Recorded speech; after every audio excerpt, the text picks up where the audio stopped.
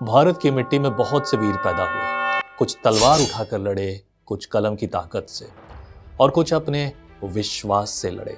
लेकिन क्या आपको पता है कि हमारे देश का एक मसीह योद्धा अंग्रेजों की हुकूमत के खिलाफ आवाज उठाकर लड़ा। वो एक लेखक थे, एक पत्रकार थे और सबसे बड़ी बात, एक मसीह स्वतंत्रता सेनानी थे। आज हम आपको सुनाने जा रहे हैं एक ऐसे खास व्यक्ति की कहानी जिसने गरीबी को झेला, समाज के हर तिरस्कार को झेला, अपनों से दूर होकर भी उसने बहुत सारी चीजों को झेला, लेकिन फिर भी भारत और परमेश्वर की महिमा के लिए पूरी ताकत से लड़ा। जी हाँ, पूरी ताकत से लड़ा और उनका नाम था लाल बिहारी डे।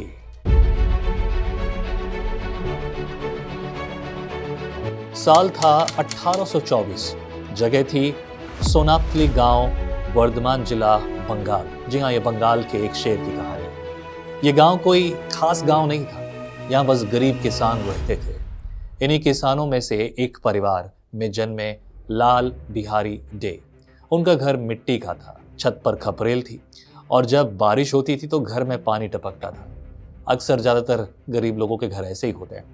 उनकी माँ उन्हें गोद में सुलाती थी, कहानियाँ सुनाती और हमेशा कहती थी, बेटा पढ़ लिख कर बड़ा आदमी बनना ताकि हमारी तरह कोई भूखा ना सोए। बहुत सारे लोगों के लिए भूख बड़ी समस्या थी। लोग पैसा तो कमाते थे, लेकिन अंग्रेज सरकार की जुल्मों के कारण वो पैसा उनके काम कभी नहीं आया और उनको पूरा कभी मिलता नहीं। लेकिन बड़ी आमदनी बनाना इतना आसान नहीं था। उनके पिता चाहते थे कि वह भी खेती करें, हल चलाएं ताकि घर में ज़रूरत की सारी चीज़ें पूरी हो सकें। पर लाल बिहारी के सपने कुछ और ही थे। वो 8 साल के थे तो गांव के स्कूल में पढ़ाई शुरू कर दी, लेकिन स्कूल के मास्टर साहब की छड़ी बहुत चलती थी। मास्टर साहब को जितना पता था, मास्टर साहब वैसे ही मेहनत करते थे, कोशिश करते थे, लेकिन गरीब बच्चों को बार बार तिरस्कार करते। एक दिन मास्टर साहब ने उनसे कहा, तू गरीब किसान का बेटा है, पढ़ाई से तेरा क्या काम। ऐसा ही होता है ना, इतिहास की कहानी। पर सच्चाई में उनके साथ यही कुछ था।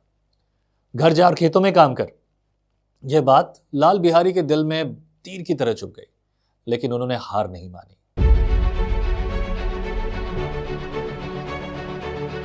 उनके पिता उन्हें कलकत्ता ले गए ताकि वे वहां पढ़ सकें। अब ये एक नया शहर था जहां वो पहले कभी नहीं आया, जिसके बारे में कभी उन्होंने कुछ सोचा नहीं, उनकी समझ से भी बढ़कर। यहाँ बड़ी बड़ी इमारतें और अंग्रेज अफसरों के ठाट बाट और लोगों की अपनी मर्जी। लेकिन लाल बिहारी डे का यहाँ चकाचौंध देखकर बिल्कुल भी उनका मन नहीं लगा। उन्होंने दाखिला लिया जनरल असेंबली इंस्टीट्यूट में, जो आज का स्कॉटिश चर्च कॉलेज भी कहा जाता है। यहीं उनकी मुलाकात हुई पास्टर अलेक्जेंडर डफ से। जी हाँ, वही अलेक्जेंडर डफ जो कि बहुत से मसीह लोगों के एक प्रेरणा का स्रोत बने। पास्टर डफ ने न केवल एक शिक्षक थे, बल्कि एक मार्गदर्शक भी थे। उन्होंने लाल बिहारी को अंग्रेजी भाषा सिखाई, उन्हें अत्याधुनिक यानी कि आज की आधुनिक जो है शिक्षा दी और सबसे बड़ी बात, उन्होंने उन्हें यीशु मसीह दिया, यीशु का संदेश सुनाया। यीशु मसीह तुम्हें न केवल आत्मिक रूप से बल्कि सामाजिक रूप से भी मजबूत बना सकते हैं। ये उनके संदेश में से एक खास संदेश है जो हमेशा प्रचार किया करते हैं। ये वचन उनके मन में घर कर गया। बहुत से लोग सुनते नहीं, लेकिन लाल बिहारी बड़े अलग थे। उन्होंने सुना और 2 जुलाई 1843 ये उनकी जिंदगी बदल देने का एक बड़ा दिन था। उन्होंने यीशु मसीह को अपना उद्धारकर्ता करके स्वीकार कर लिया। ऐसा आमतौर पर नहीं होता, लेकिन जो चुने हुए हैं उनके लिए, और लाल बिहारी डे चुने हुए में से थे।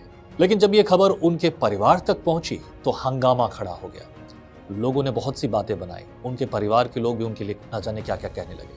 उन्होंने कहा, तू हमारे कुल का नाम डुबो रहा है, तू ईसाई बन गया है। हम अच्छा होता हमारा बेटा मर जाता, तेरे जैसा बेटा पैदा ही नहीं होना चाहिए। अब तेरा हमारे घर में कोई स्थान नहीं। घर के दरवाजे बंद हो गए। लोगों ने उनका तिरस्कार किया, लोगों ने उनको बहुत सताया, उन्हें बहुत बुरा भला कहा। उनके अपने भाई ने उन्हें पहचानने से इनकार कर दिया।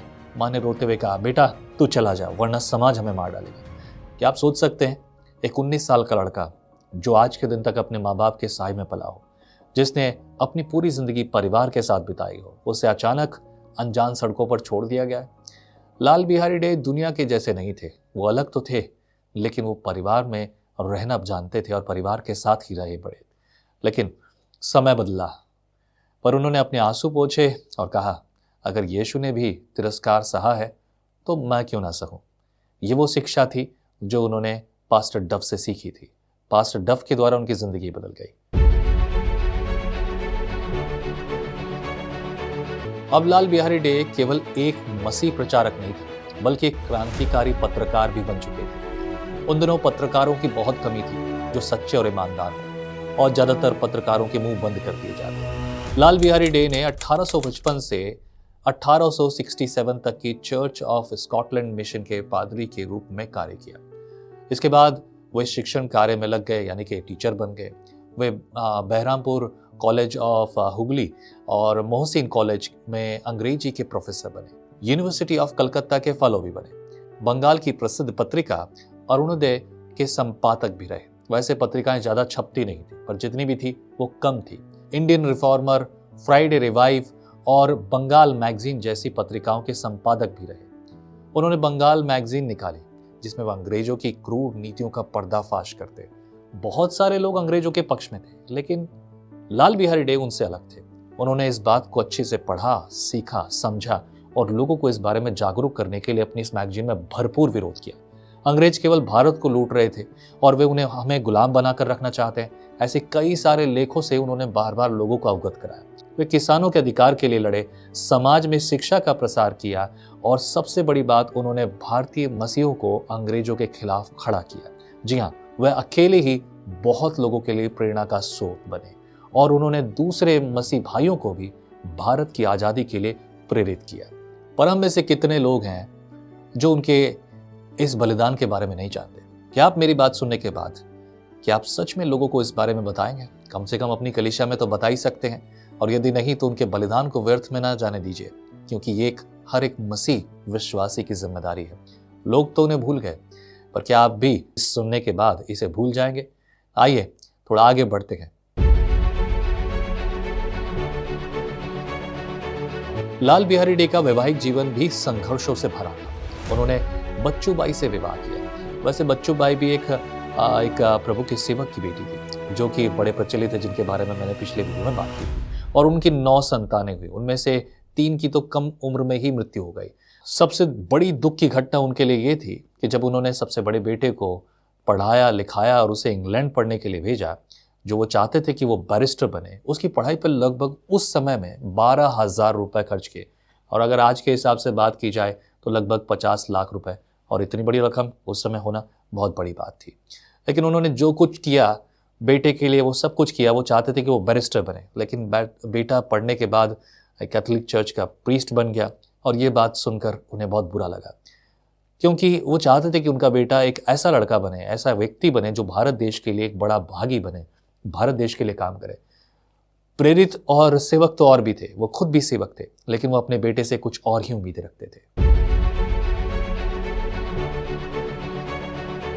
साल 1892 में उनकी तबीयत खराब रहने लगी। एक दिन उन्होंने अपने शिष्यों को बुलाया और कहा, मैं जा रहा हूं, लेकिन मेरी आत्मा इस देश के हर गरीब, हर किसान और हर शोषित के साथ रहेगी।